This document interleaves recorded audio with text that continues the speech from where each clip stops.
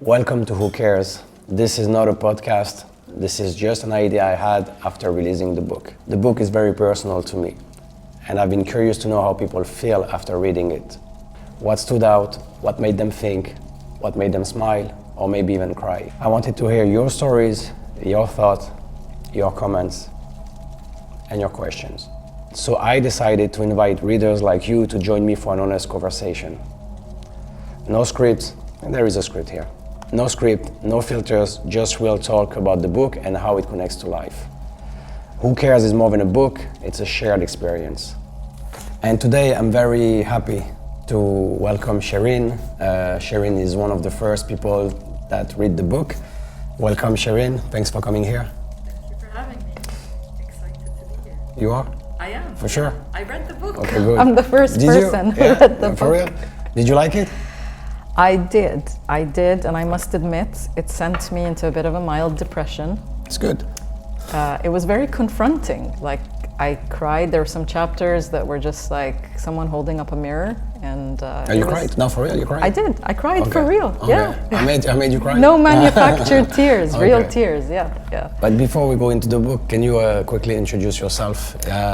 You told me you're a talent management. Yes, that's the corporate job that I do, amongst many other things. But yeah, so talent management is basically around finding the talent in an I truly believe everyone has talent in an organization. For real? You truly believe I that? genuinely believe that, because I believe people have so much untapped potential beyond what they think they're capable of. So that's my belief to start with. But the field of talent management is really finding those individuals that have those qualities or characteristics or like ambitions, and they want to do more, they want to grow, they want to expand, and then you work with them and you craft a development plan and you put a strategy and you mentor and you coach and you give them different assignments. In the corporate world? In the corporate world. Like you're in the company, so when you work like in a big company, you're there and you like your job, it's to make people feel better, like what?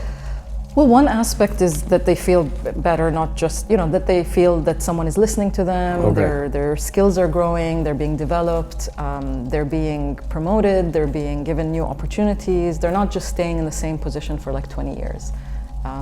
The whole world is disrupted right now, and the way people look at their careers has to change, and that's kind of the work that I do. And is it works like people are like receptive to it, or like? Yeah, I would say not always and not everyone, right? But the magic for me is in when that light bulb moment happens for a person and their whole perception or their whole way of thinking about their career completely changes. Like I remember there was an example in one of the roles I was in an organization where there was one of the employees who was always doing the same job in the same location, he was performing very well, doing it really well. And there was so much potential. So I could see the potential in him. I could see that he could cross over into another function maybe or another location. But he was so scared to even take that step. And then through the work we do together, seeing how he then takes an assignment in China, for example, completely outside of his comfort zone, gets promoted. So to me, these are the success stories of talent management. It's very, for me personally, it's part of that satisfaction of seeing people actually like have that oh my God moment, like, oh, I didn't think I was capable of that. But do they realize, like, how long it takes them to realize it? Because obviously it's not overnight, like it's a long process. Yeah, it's a process, and and that's where the coaching comes in, that's where the mentoring, that's where, because people will have moments where they will doubt and self-doubt and back out of opportunities or withdraw from a position and say, no, that's not for me, I'm not gonna. And the role I play is to be able to see beyond, is it really a skill gap? Does this person maybe not yet have the skills, or is it more a confidence gap, or is it more, that they just don't believe in themselves, and then they need to be, they need that cheerleader. So even the role I play has to be flexible to switch, like what does this person need in this moment? But do you feel like sometimes like there's like so much resistance that it's like, okay, khalas, this person is like, it's never gonna happen. Yeah. And that's the thing, like what's the saying, you can take a horse to water, but you can't make them drink, right? Yeah. So you can do a lot and work a lot with someone, but at the end of the day, they are responsible for their growth, like they're responsible for their own development. And that's what I say to people, like nobody's gonna do the job for you. Like nobody's gonna care about your career as much as you do and as much as you put What is the effort in. percentage? Like how many people are like willing to take risk or get out of the comfort zone? Truly, like if I look at it objectively, very small, like maybe up to 5% of an organization. Yeah. In an organization, yeah. Ideally, you would want at least 20% of your workforce to be open to That's the target adapt. in general? It's like 20%? It's Well, if you look at anything, like it's kind of the 80-20 rule. Like you still need 80% of the workforce to be there running your business, right? But you're still gonna have at least, because you need to expand and adapt and learn new skills. So who are those people that are gonna take your organization to the next level? Right? But when you really drill down, it's a very small percentage of people that are themselves willing to dive in, like to go, yes. There is people who like, in school or whatever, in the company, they're so eager like to be the first one. They're like, you know what I mean? Are those one are succeeding or like are those one are like, you don't want to talk to, you know what I mean? This is so annoying, like you don't want. It's funny because in the corporate kind of world, you see that I believe really the corporate environment is like a microcosm or a mirror of our childhoods. Like I really think that because it's exactly the same dynamics you see, like the playground issues, there's the school bully, there's it shows up, it shows up. Behavioral, like to me, that psychology of companies and corporates is so fascinating.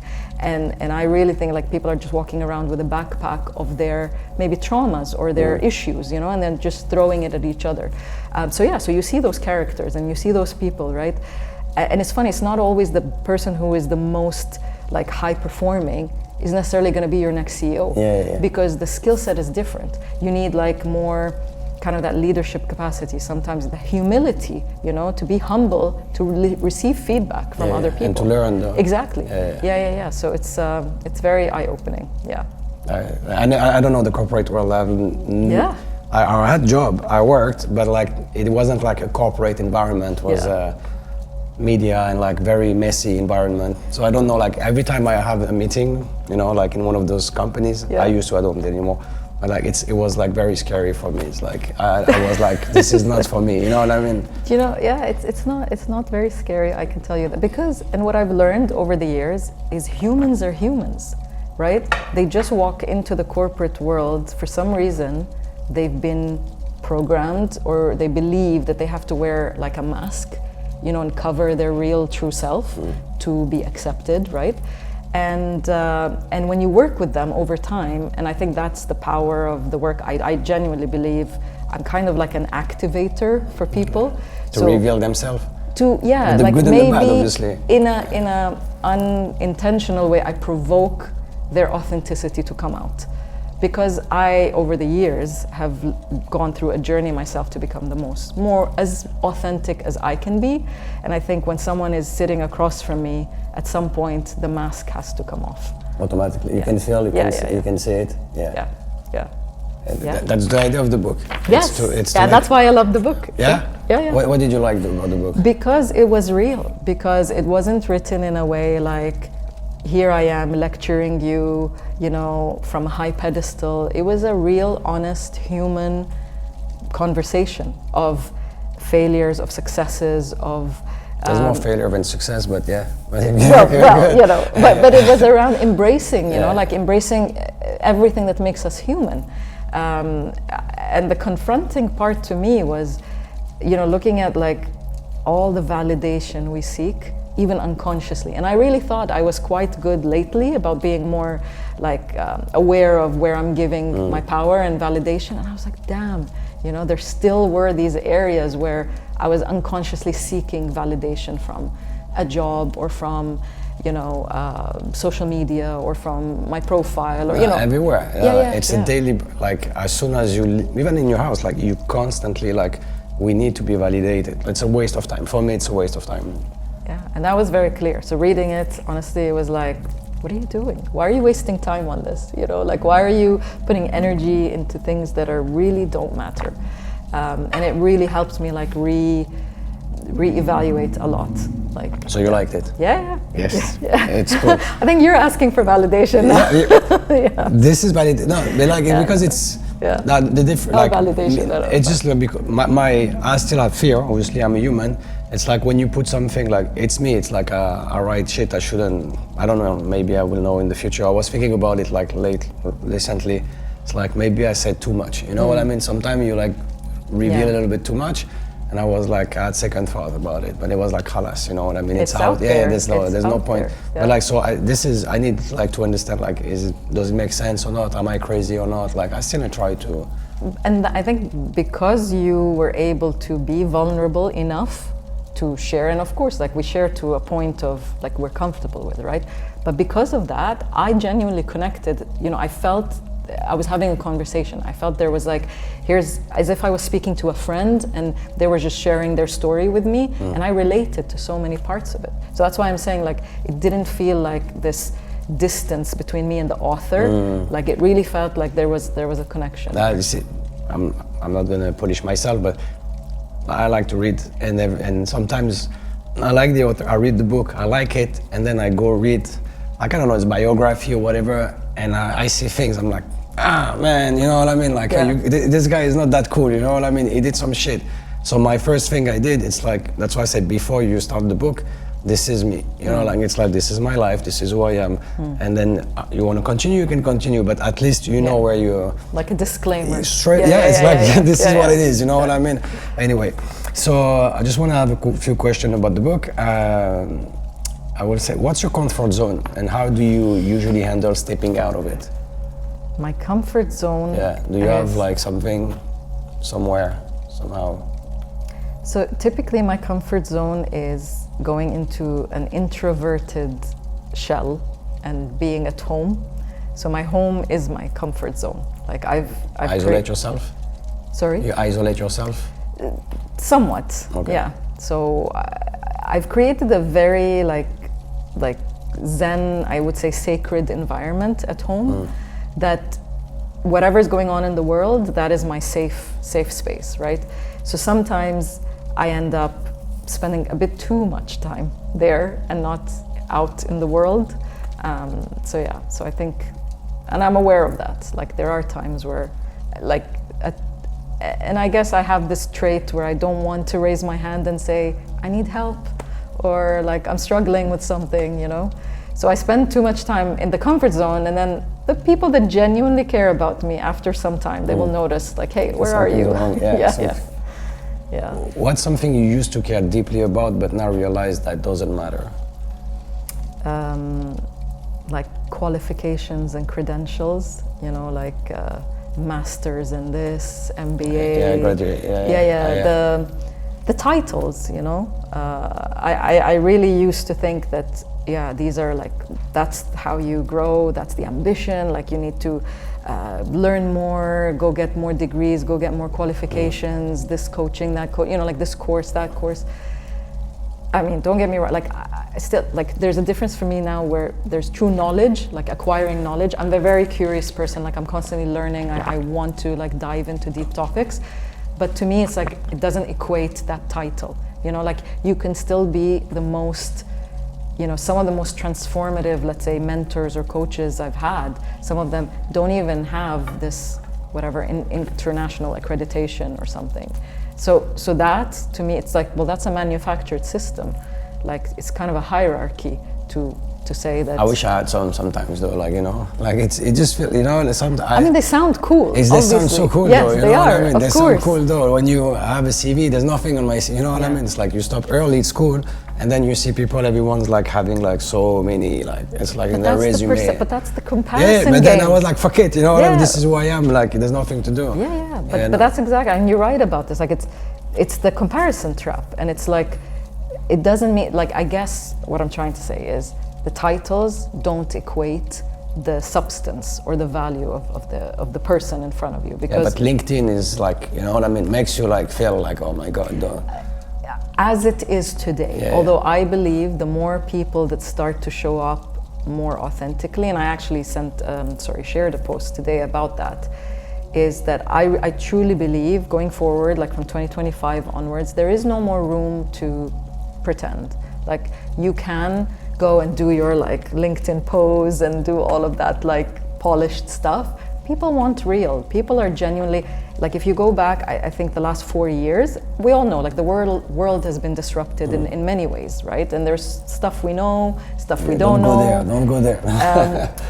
And it's just, the world has been, let's say, disrupted, okay? So LinkedIn has to evolve. Like the corporate world cannot continue to be fake. Like you can't pretend that people are okay. People are burning out.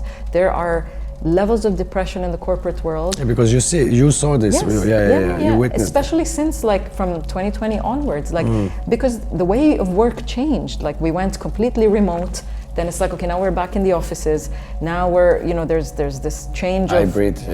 So there's so much disruption, right? And people are struggling. And now, because of the way the working world has transformed, you're having one person maybe having to do the job of 3 people, right? So they're under pressure. They are completely like burnt out. And then we see posts on LinkedIn about like achievements and about, it's like, congratulations, come on. It's like, just be real. Just let's talk, let's have a real conversation. There are issues. Let's help each other as humans, like, and I think, so I haven't given up on LinkedIn yet. I think there's potential there. No, it's cool. No, like I'm just saying, like when you open it, like when you, and then you see like, oh damn, bro, like. But it's not. That's all. Like what I mean is, that's not the full story. It's not telling you the real story. No, for sure. Like it's a Polish version of it's the corporate Instagram, right? Exactly. That's what it is, though. Right. Like everyone's success and like succeed, and everyone is amazing. And that's the thing. Like if you go into that spiral, it can really affect you. Like if you're still in that self-validation like mode, you're gonna go for a few minutes on LinkedIn, and then you're gonna think, oh, what's the point? Like, And that's why people need to read the book, because they need to understand that really all these people, they don't care about, they really don't. It's true, they don't care. They really don't. Why do you think people think that they matter, or like everyone cares about, you know what I mean? Where is the tricky part that makes you think like, I'm not gonna do this because of this, that, and... I mean, if I go back, like at least to myself, like, I grew up in a society or in a, way where it was like, don't do this, or what will the neighbors say? What will your family say? What will your relatives say? There was always this kind of judgment of what will and you stop experimenting, you stop doing, you shrink on yourself to fit in.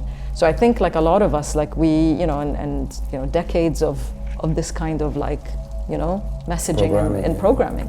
And then we go into the world of work, and then now it's like, oh, don't speak up, don't challenge the CEO, don't do this, don't do that, stay quiet, stay in your lane, be polite to everyone.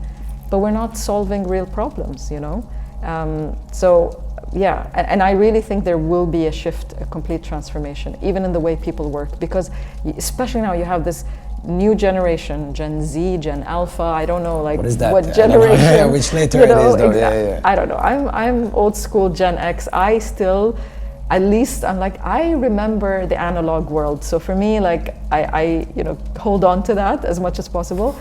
But yeah, this new generation coming, they will not put up with this kind of, like old school, or like don't show your real feelings, or don't challenge, or don't discuss.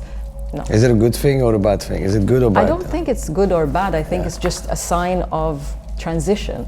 And what's, like if we're not going to adapt, like what is that saying? Adapt or evolve or die. Like there is no other choice. People like old school, like ways of managing are going to have to change. Yeah. What do you care of the most now?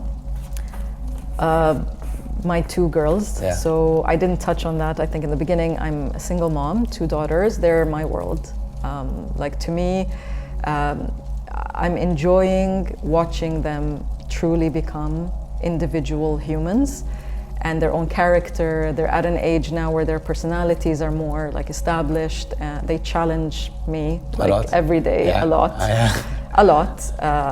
But yeah, that's the most thing. And creating a world or playing a part in creating a world that they will be able to thrive in, I think is something I deeply care about. Which is the most important value for you to teach them, or that they can learn from you? We talk about this, honesty. Even if it hurts, even if, just be honest. How do you talk to them about it? Well, you know, and there will be, you know, there are instances where, let's say, one sister lies about something, or, you know, and she's like, no, but it's a white lie, and it's, you know, and they know, like with me, there's no, always tell the truth. Always tell the truth. Never be afraid to come and tell me something, because we've established like unconditional love in the house, no matter what they do. Like, you know, like I will never, like, that will never affect my love for them. Now, it doesn't mean I will be okay with what they do. But yeah, just be always honesty first. Yeah. Do you feel like lonely, like alone or something? Like, do you feel like how hard it is, like to be a single mom? Look, I think being a human being in 2024 on the planet right now is hard enough. Tough, it's pretty tough. So when you add on top of that, you know, the challenges and the juggle, one of my mottos is the juggle is real, because I'm always juggling constantly. So whether it's the girls, whether the cat has an emergency, whether my world is constantly, like there's a constant juggle going on. So does it feel lonely? Sometimes, yes, even though I can be surrounded by a lot of people, but it feels like I don't think necessarily the people that I'm around get me, you know? So, and that's why I end up staying in my comfort zone or going back to my safe space and in my comfort zone. Because yeah, it can get lonely. Yeah. Like you have friends, like how? I do, yeah. no, I do have, I have friends. I'm not like a complete loner. No, I know. I'm not like a complete, you know, isolated human. I do have friends, and to be fair, sometimes I don't lean on my friends as much as I should. So that's something I'm working on, of being okay to say, hey, I'm actually feeling lonely, you know, and I need some human connection. Do you think they're cool with it? Like, yeah. Cool those, and it's a small, very small circle of, because over time, what I've learned is it's not about how many friends you have, it's about those.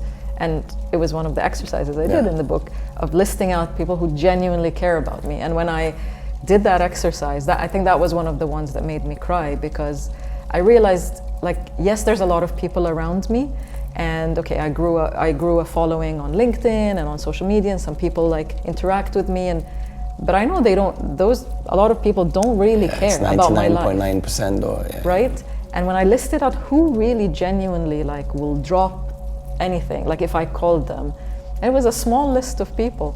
And it was kind of sobering, you know, like to look at that, and you're like, and to me now, I think one of my goals is to make sure I nurture those friendships and make sure that they also know that, you know, I'm there for them, like no matter what. Did you message them?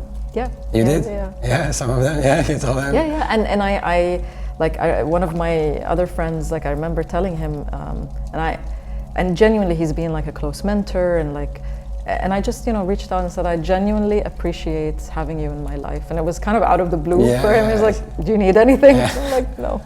I just... but it feels good, no? To, like, you know, just like, khalas, you know what I mean? Just like, I don't care, go ahead, like... I'm just... I'm not asking for it in return. Anything in return, absolutely, though. And I believe in karma, I believe, you know, what goes around comes around. And just, I believe in treating people, you know, with respect and love and kindness, and What will you do if you truly stopped caring about what anyone else thinks? Like something, you'll be like, I don't care. I would, just launch my business and maybe move to an island somewhere. What business? Well, it's a transformational kind of coaching business. So I don't want to call it coaching because it's more than that. It's more of a like a spiritual reawakening of people to their true kind of self.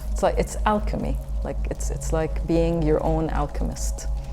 You know, if you have the keys and you are given the roadmap, like, and you're shown kind of how you can unlock your own potential. Because you can.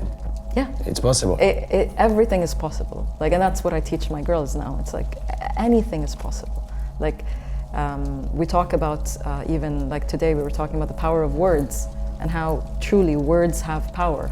Like, you know, I don't know if you've seen that or read about there was the Japanese scientist who did the experiment with water, and if you speak kind, loving words. The water, I saw and this. then they film the particles of water, and they're beautiful crystals. Like they looked like beautiful snowflakes and beautiful. And when they spoke like unkind, harsh, like hateful words, and they filmed, like they microscopes, you know, they looked at the particles of water, and they looked ugly, and like they truly, you know, and and imagine like we're 75% water, the human body. So imagine like the power of people saying negative things to themselves every day, you know. So I genuinely believe anything's possible. Like we live in an infinite, abundant universe. Like the sun rises and sets every day. Like you can guarantee, like you can count on that. That's so for sure. yeah. Who's the one person in your life who you think most needs to read this book? And why?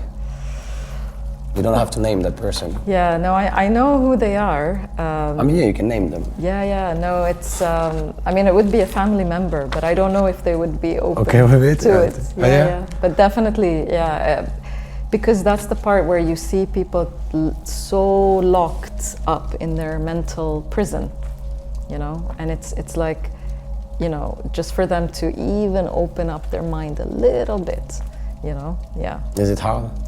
Hard for them for you, like to open their mind a little bit? I think, I mean, I've seen progress in them over the years. Like they're slowly kind of becoming a bit more. So maybe it could be an opportunity to say, okay, here's a Christmas gift. Why don't you read this book? Read this book. There's no message. There's no agenda. No, there's no exactly. thing. It's family. How's your relationship with your family and dynamics? It's. I mean, I am very blessed to have them in my life, and they are the extended village of support. Okay. You know, even more so, like when you're parenting alone. So I'm extremely blessed to have them.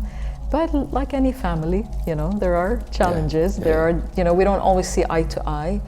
Maybe they don't 100% agree with how I'm raising my daughters, or they don't understand things I do. But yeah, I mean, we have, I think over the years we've had an open enough relationship that I can share anything with them. It doesn't mean they don't get emotional. If you have Middle Eastern blood in you, you know that it's hard to control the emotions. But when the emotions calm down, then we can like rationally, So you're close to them. Yeah. I'm very grateful for their presence in my life. Yeah. All right. Thank you, Sharon. Thank you very much. Thank you very much. Can shake hands? Thank you. Wait. One more thing. Wait. Will you recommend this book? Of course. Hell yeah. Can you sell it? Yeah. How will you look at the camera and how will you sell it? Oh my God. How would I sell it? Yeah, because I still don't know how to sell it though. Well, so which camera? Yours camera. Oh, sorry. Okay. If you are waiting for someone else to give you the key to finally live your life, you're gonna wait for a very long time. What if I told you that $10 could actually $10.99 could change your life? And I'm not exaggerating. I know there's all these get-rich-quick schemes and people are trying to sell you all sorts of stuff. But what have you got to lose? $10 versus actually unlocking so much potential, breaking out of your mental prisons, and finally giving yourself a chance to live the life that you are here on earth to live. I'm gonna use that shit. Use it. Yeah. Okay. It's really cool. Thank you so much. You're very welcome. Thank you. Thank you. Thank you so much. You're welcome. We cool? Yeah. Right. Oh my God. Okay. If you've read the book and would like to join me here to share your story, ask questions, or simply talk, reach out. Remember, this is not a podcast. It's a space for honest conversations about what truly matters and what doesn't. Until next time, stop caring about what they think and start focusing on what you do. Because at the end of the day, who cares?